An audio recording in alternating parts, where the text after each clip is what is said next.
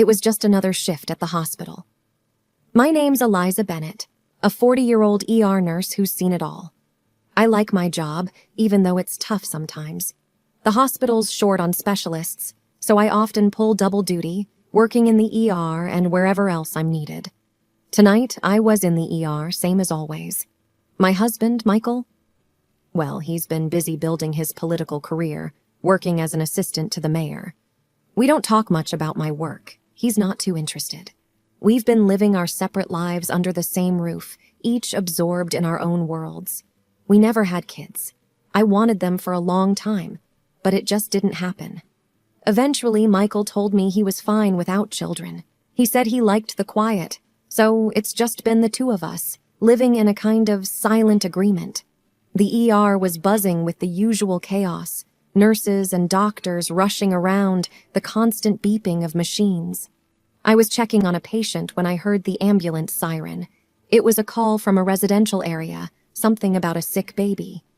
I've always had a soft spot for kids, so I volunteered to go. My colleague, John, was driving the ambulance. He's a good guy, always has a joker ready to lighten the mood. We've worked together for years. Ready for another adventure, Elisa? John asked as we hopped into the ambulance. Always, I replied with a half smile. We chatted about trivial things on the way, the weather, a new restaurant in town. It was a way to keep the tension at bay, to stay calm before facing whatever awaited us. The address led us to a fancy neighborhood, the kind where each house looked like it could be on a postcard. John whistled as we pulled up to a large, well-lit house. Someone's doing well for themselves, he commented. I just nodded, grabbing my medical bag. We were met at the door by a young woman, probably in her early 20s. She was holding a baby, and I could see the worry etched on her face. Please, help my baby. He's got a fever, and he won't stop crying, she pleaded, her voice cracking with emotion. Let's take a look, I said, trying to sound reassuring. Her mother, an older woman with kind eyes, stood by her side. I could see where the young woman got her looks. They led us into a spacious living room where I began examining the baby. I didn't know it then, but that night was going to change everything. My ordinary life was about to get a whole lot more complicated. As I examined the baby, I could tell something was wrong. He was burning up with fever and seemed to be having spasms. I needed to act fast. John, we need to cool him down now, I said urgently. John nodded, quickly understanding the situation. Got it, Eliza. I'll get some ice packs and a cool cloth. While John fetched the supplies, I turned to the young woman. I'm Eliza. What's your baby's name? She was on the verge of tears. His name is Liam. He was fine this afternoon, and then suddenly... It's okay, I said gently. We're going to take care of Liam. John came back with the ice packs and a cloth. We worked together, trying to bring down Liam's fever. The young woman, who I learned was named Sophia, and her mother watched us, anxiety written all over their faces. Is he going to be okay? Sophia's mother asked. She was trying to stay strong, but I could hear the worry in her voice. We're doing everything we can, I assured her. After a few tense minutes, Liam's fever started to come down. He stopped convulsing and began to calm. Relief washed over Sophia's face. Thank you, she whispered. We should still get him to a hospital to be checked over, I suggested. Better safe than sorry. Sophia nodded. Of course, whatever he needs. As we prepared to move Liam, the front door opened. I didn't pay it much attention until I heard a familiar voice. What's going on here? Sophia, are you okay? I froze. That voice. I'd know it anywhere. It was Michael, my husband. I turned slowly, and there he was, standing in the doorway. Our eyes met, and for a moment, time seemed to stand still. Eliza, what are you doing here? Michael's voice was a mix of surprise and something else. Fear, maybe. I could ask you the same question, I said, my voice steady despite the storm of emotions inside me. Sophia looked from Michael to me and back again. You two know each other? Michael opened his mouth, then closed it. He looked like a deer caught in headlights. Eliza is my wife, he finally managed to say. I confirmed, yes, I am his wife. The room went silent. Sophia's eyes widened, and her mother let out a gasp. I could feel John's eyes on me, full of questions. Your wife? Sophia's voice was barely a whisper. She looked at Michael, hurt and confusion written all over her face. Michael didn't answer. He just stood there, looking like he wished the ground would swallow him up. In that moment, I realized my ordinary life was over. Everything had changed, and there was no going back. The room was thick with tension. I couldn't believe Michael was here, in this house, with Sophia and her baby. I felt like I was in some kind of bad dream. Sophia was the first to break the silence. Michael, why is she calling you her husband? Michael finally spoke, his voice barely above a whisper. Sophia, I can explain. Explain? Sophia's voice rose. Explain why my baby's nurse is claiming to be your wife. I could feel everyone's eyes on me, waiting for my response. I took a deep breath. Because I am his wife. We've been married for 10 years. Sophia's face crumpled. But you told me you were divorced. Michael ran a hand through his hair, looking desperate. I know, and I'm sorry. I was going to tell you, You just what? Sophia's mother cut in, her voice sharp. Lied to my daughter, to us. John, who had been silent until now, spoke up. Maybe we should give you some space to talk this out. I nodded, grateful for his intervention. Yes, we should go. Liam's stable, but he still needs to be seen at the hospital. As John and I started to move Liam's carrier, the front door opened again. Another surprise. This time, an older man walked in. I recognized him immediately. Mayor Thomas Harrington, Michael's boss. What's all this commotion? The mayor asked, looking around the room. Sophia rushed to him. Dad, this is complicated. The mayor's eyes landed on Michael. Michael, what's going on? Before Michael could respond, Sophia blurted out, Michael's married, Dad, and he lied to me about it. The mayor's expression turned from confusion to anger. Married? Is this true, Michael? Michael nodded, unable to meet the mayor's gaze. Yes, sir, it's true. I could see the wheels turning in the mayor's head. And you're his wife? He asked, looking at me. Yes, I am, I confirmed. The mayor shook his head. I can't believe this. Michael, you've been working for me for over a year, and I had no idea. Michael tried to say something, but the mayor held up a hand to stop him. Save it. I need some time to process this. Sophia was crying now, her mother comforting her. The mayor looked at his daughter and granddaughter with a mixture of sadness and anger.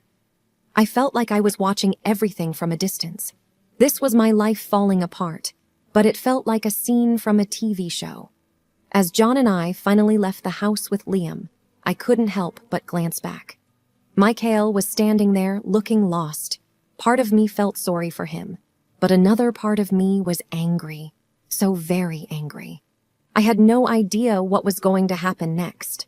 All I knew was that my ordinary life was gone, replaced by something much messier and more complicated.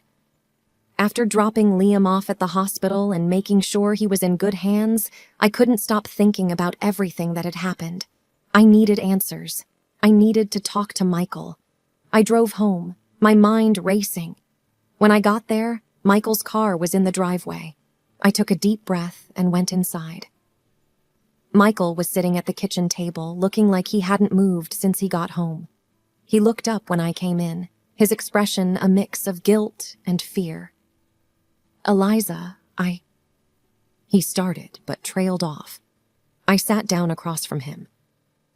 I want to know everything, Michael. How long has this been going on? Why did you lie to her? To me?" Michael took a deep breath. "It started a year ago, at a work event. I met Sophia and we hit it off. I know I should have told her the truth, but I saw an opportunity." Opportunity? I couldn't hide the hurt in my voice. With her being the mayor's daughter, I thought... He paused, struggling to find the words. I thought it could help my career. I felt like I'd been punched in the stomach. So, our marriage, our life together, it meant nothing to you? It's not like that, Eliza. I do care about you, but I felt stuck. I thought I needed more. And a baby. Did you plan that too? My voice was rising now, anger mixing with the hurt. No, that was an accident. But when Sophia told me, I thought maybe it could all work out. I could have this new life. A new life? I couldn't believe what I was hearing. And what about our life? What about me? Michael looked down, unable to meet my eyes. I don't know. I thought maybe we could get a divorce, and it would be better for both of us. So, you were just going to leave me? After 10 years? I was going to talk to you about it. I just needed to figure things out first. I shook my head, feeling a mix of sadness and disbelief. You were going to leave me and marry her, weren't you? Michael didn't answer, but he didn't need to. I knew the truth. I can't believe this, I said, my voice barely above a whisper. I can't believe you would do this to me. I'm sorry, Eliza. I never meant to hurt you. Sorry doesn't fix this, Michael. You've lied to me, to Sophia, to everyone, and now everything's falling apart. Michael looked like he wanted to say more, but I stood up. I need some time to think, to figure out what I'm going to do. As I walked away, I could feel Michael's eyes on me, but I didn't look back. My mind was a whirlwind of emotions, but one thing was clear. Everything had changed, and there was no going back. The next few days were a blur. I went to work, but my mind was elsewhere. Michael tried to talk to me, but I couldn't deal with it. Not yet. Then, one evening, I found myself at Sophia's doorstep. I needed to talk to her, to understand her side of the story. I rang the bell, and after a moment, she opened the door. Eliza? Sophia looked surprised to see me. I think we need to talk, I said. She hesitated, but then nodded, stepping aside to let me in. We sat down in her living room, an awkward silence hanging in the air. Why are you here? Sophia finally asked. I want to understand. What did Michael tell you about us? Sophia took a deep breath. He said he was divorced, that he'd been single for a while. I had no idea about you until you showed up that night. I nodded, feeling a pang of sadness. And the baby? Liam? She looked down, tears welling in her eyes. He was a surprise. Michael said we could be a family, that he wanted to be there for us. I believed him. I could hear the pain in her voice, and despite everything, I felt sorry for her. I'm sorry, Sophia. I'm sorry he lied to both of us. She wiped her eyes. I'm sorry, too. I never wanted to be part of something like this. We sat in silence for a moment, the weight of the situation pressing down on us. Did you love him? I asked, not sure if I wanted to know the answer. Sophia looked up, her expression sad. I thought I did. But now, I don't know what to believe. He lied about everything. I nodded, understanding all too well. Yeah, I get that. We talked for a while longer, sharing our stories, our confusion, our pain. It was strange, talking like this with the other woman, but it was also comforting in a way. When I left, I felt a little lighter, like I'd let go of some of the anger and hurt. It wasn't gone, not by a long shot, but it was a start. As I drove home, I thought about Michael, about our marriage, about everything that had happened. I didn't know what I was going to do, but I knew I couldn't stay in limbo forever. I needed to make a decision, for my sake and for my future. The weeks following the revelation of Michael's betrayal felt like a stormy sea. each day tossing me between waves of anger, disbelief, and an unexpected sense of liberation. As I braced myself for the legal battles ahead, the reality of the situation became crystal clear. It was me and Mayor Harrington versus Michael. The day of the trial dawned like any other, but with a weight that felt like a heavy cloud hanging over me. Walking into the courtroom, I was a mix of nerves and determination. Mayor Harrington gave me a nod of solidarity as we took our seats. The courtroom buzzed with the quiet chatter of spectators and the shuffling of papers. When Michael walked in, escorted by his lawyer, my heart raced. He avoided eye contact, but I could feel the tension between us. The trial began with the mayor's case. His lawyer presented evidence of Michael's deception, how he had lied about being divorced and manipulated Sophia, the mayor's daughter. Photographs, texts, and emails painted a clear picture of Michael's duplicity. Mayor Harrington himself took the stand, his disappointment and anger toward Michael evident in his testimony. Sophia also testified, her voice trembling as she recounted the lies Michael had fed her. Then, it was my turn. My lawyer laid out the case against Michael, highlighting his infidelity and deceit. I took the stand, my hands shaking slightly. The lawyer asked me to recount how I discovered Michael's affair and the events that followed. As a nurse, I am trained to stay calm in emergencies, I began, my voice steady. But nothing could have prepared me for the shock of finding my husband with another woman and a child he had kept hidden from me. The courtroom was silent, hanging on my every word. I spoke about our marriage, the struggles, and how Michael's ambition had slowly overshadowed our relationship. When it was Michael's turn, his defense seemed weak. His lawyer tried to downplay the situation, suggesting misunderstandings and miscommunications. But the evidence was overwhelming. Michael himself stumbled through his testimony, his excuses sounding hollow and insincere. As the trial proceeded, I felt a growing sense of empowerment. For years, I had lived in the shadow of Michael's ambitions, but here, in this courtroom, I was reclaiming my life. Finally, the judge delivered the verdict. Michael was found guilty of fraud and deceit in both cases. There was a murmur in the courtroom, a mix of satisfaction and disbelief. As we exited the courtroom, reporters swarmed around, but I declined to comment. This victory was not about public attention. It was personal, a step towards healing and moving on. Driving home, the weight of the past weeks began to lift. I knew there would be challenges ahead, but for the first time in a long while, I felt a sense of hope. The trial had not just been about legal justice. It was a journey to self-discovery and reclaiming the narrative of my own life. That evening, as I sat quietly at home, I realized the trial was more than a closure. It was the beginning of a new chapter. A chapter where I was not just a spectator in my life, but the author of my own story. The trial was over, but its ripples were still felt in every corner of my life. The legal victory was clear, but the emotional landscape was more complicated. I had won, but at what cost?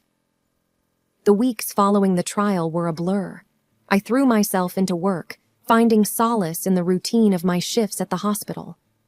It was during one of these shifts that I ran into Sophia, the mayor's daughter, in the hospital corridor. "Hey," she said quietly, her eyes reflecting a shared understanding of pain and betrayal. "Hi, Sophia," I replied. "How are you holding up?" "It's been tough," she admitted, cradling her baby in her arms. "But I'm managing. And you?" "Day by day," I said, offering a small smile. "Taking it day by day." We exchanged a few more words before parting ways, a silent acknowledgement of the strange bond that now linked us. Back at home, the loneliness of the empty house sometimes felt overwhelming. I had grown used to Michael's absence, but the finality of the divorce brought a new kind of solitude. It was during these quiet moments that I would often find myself reflecting on the past, on the choices I had made, and the ones that had been made for me. One evening, as I was sorting through old papers, I came across an envelope addressed to me. It was from Michael. My first instinct was to throw it away, but curiosity got the better of me. As I read his letter, his words of apology and explanation felt empty. He talked about his mistakes, his regrets, and his desire to make things right. But it was too little, too late. I crumpled the letter and tossed it into the trash, feeling a surge of anger, and then, surprisingly, a sense of release. Michael was part of my past, but he would not define my future. A few days later, I received a call from Mayor Harrington. He wanted to meet for coffee, to thank me personally for my courage during the trial.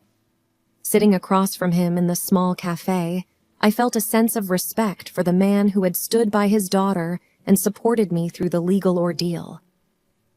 "Thank you for meeting me, Eliza," he said, his voice sincere. "Your strength during the trial was admirable." "I did what I had to do," I replied, stirring my coffee, "for myself and for Sophia. I want you to know that the City Council is here to support you," he continued. "If there's anything you need, don't hesitate to reach out." I nodded, appreciative of his offer, but determined to stand on my own 2 feet. As I walked back home, I realized that the aftermath of the trial was not just about picking up the pieces, it was about building something new. My marriage to Michael had ended, but my life was still very much in progress. In the following weeks, I made a conscious decision to focus on myself. I reconnected with old friends, took up new hobbies, and even began considering furthering my education in nursing. The journey was not easy. There were days of doubt and moments of loneliness. But there was also a newfound sense of freedom and possibility. I was no longer tied to Mikhail's ambitions or his betrayals. I was my own person, with my own path to forge. As I look back on that tumultuous time, I realize that the aftermath was not just about recovering from a betrayal. It was about rediscovering who I was and what I wanted out of life. It was about learning to stand alone, not as a victim, but as a survivor, ready to face whatever the future might hold.